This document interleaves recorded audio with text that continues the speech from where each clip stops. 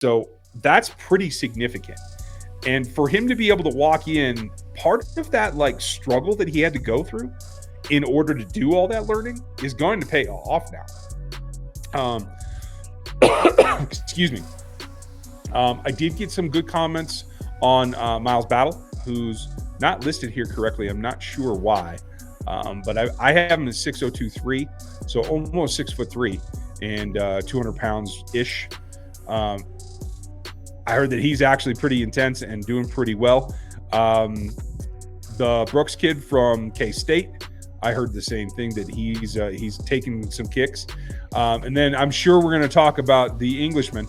I understand that he's looking more the part than anybody really expected. But for my money, it's going to be Wiley being able to walk in and have a command of the offense that most rookies do not have. There's some similar concepts he ran at TCU, and I think there might have been something at Texas as well. But clearly, he has the edge on learning a new offense. Nihilist, hope you're doing well. Rookie that contributes the most in 2024. Rookie that contributes most over the next several seasons. 2024. With the impending suspension, I'm going to say it's going to be Xavier Worthy. I see a similar ramp-up path as Rashee Rice had last season, where it's going to be some contributions, big play here or there, and then as the season goes on, it's going to be more steadily fed. He's going to be a bigger part of the offense in December than he is in October, and that's okay. Especially if they don't suspend Rashee Rice until, a court date in the spring or something like that, and Rashee gets to play all season. Now, the bigger thing is there's a little bit of an overlap, the way that they're going to start out using Xavier Worthy, I think, with Hollywood Brown. Hollywood's going to be there, and you're going to want to feed him too. So it's a chemistry thing. It's a connection thing. It's trying to get Patrick on the same page with him.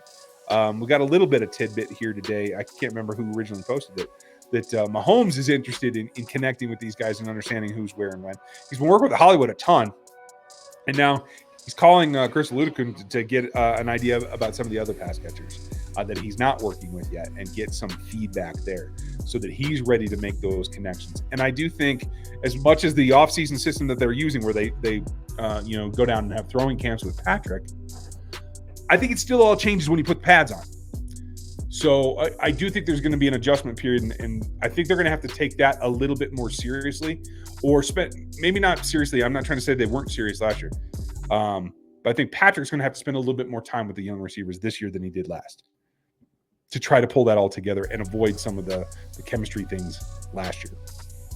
Thanks, Nihilist. Gary, good to see you, buddy, as always. Everybody give Gary a hand, one of our mods. Ryan is the TCU tight end. Will he be better this year than he was drafted? Yes, absolutely.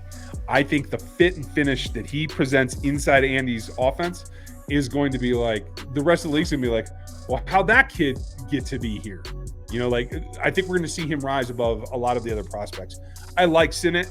I think, unfortunately, he went to an offense that I'm not sure is going to be able to capitalize on him as much as I'd like to see. Certainly Sanders is a bigger question mark. I think Wiley, much like George, could be a guy that was thought to be 4th, 5th, 6th type guy in a class that comes up and is right at the top of it. George Karlaftis is right there with Hutchinson from Detroit, after being what we and most of the draft world considered the 5th-ish, 6th-ish prospect at his position in his draft. I think we could see the same thing. Thanks, Gary. John, nice to see you, bud. Given the fact that we are loaded at safety and that Hicks is trending towards linebacker side, do you think drafting Hicks played a part in letting Gay go, or vice versa? I feel better, Dan. And Dan, that's the sentiment from everybody that we're seeing in here. So if you ever go back and watch this, I hope that you're feeling better, buddy. And folks, we'll get Dan back next week, I'm expecting. So we'll go from there. I don't think they were necessarily related. I know that the grades on Hicks were in long before the decision was made to let Willie go. Willie got a decent-sized contract, but it really came down to probably, hey, I got an offer from New Orleans. Do you guys want to match it? And then they had to make a decision point. Grades on Hicks were already in then. They liked what they saw on film. We did as well. We had him as a second-round pick. Dane Brugler had him as the best safety in the class. So Spags had already identified him, I'm pretty sure, through the scouting department. But Willie was a different thing, and I don't think it's a 1-for-1. I think Hicks is more of a, can he do what Dan Sorensen did? I think Spags misses Dan Sorensen, but he realized that the performance just wasn't there. And I think Hicks can do similar things. And training him to play some free, just like Sorensen did, even though it wasn't his thing, is part of that evolution. So I see it more related to that than it is directly to Willie Gay. I do think that the Jacobs signing is probably related to Gay more directly. It does tell me that Cam Jones and Jack Cochran are the two guys that are going to back up the linebackers this season. That's why they let Christensen go early so that he can land somewhere else. Cody, nice to see you, buddy. Does Garrett Dieter help the young receivers as an intern coach? I think that he does, and maybe not from a standard X's and O's kind of way. He does obviously have playing experience on this team, in this offense, at the wide receiver position, which is more than you can say for the wide receivers coach, who has not played wide receiver. So he does need some help there. But here's the bigger thing. When it comes down to, hey, you're running this route. Patrick wants a skinny post at 12 yards, make your cut, and get open so that he can see you. Dieter's going to have an ability to communicate different subtleties to that request so that it lines up with what Patrick wants, because he knows Patrick. Not only do they play together, but they're tight off the field. So there's an extra feedback loop in terms of communicating to the younger players that I think he's going to be really interesting at. They've had a string of intern coaches here for a long time, and a lot of them go on to coaching in the league. Mike Vick was even one of them at one point. So I do think it's an interesting turn, but I do think it presents unique possibilities on how to connect and click with Patrick Mahomes that nobody else could really offer, to tell you the truth. Great question, Cody. Jason, nice to see you. Do you think that Jared Wiley is going to have a big role if Rashee Rice becomes suspended for 2 to 8 games? I don't think Rashee is immediately going to impact Wiley's usage.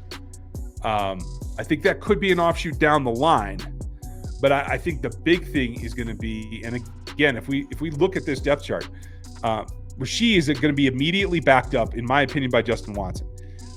Justin Watson is likely, I disagree with our lads here, Justin Watson is likely the number one right now. Xavier Worthy is likely not number one because, again, the trust factor. So if they have everyone, my guess is week 1 through week 6, the Chiefs start Rashee Rice, Justin Watson, and Hollywood Brown. If Rashee is not able to do that, I think you're trying to push Xavier into making those plays, and Wiley gets a few more reps.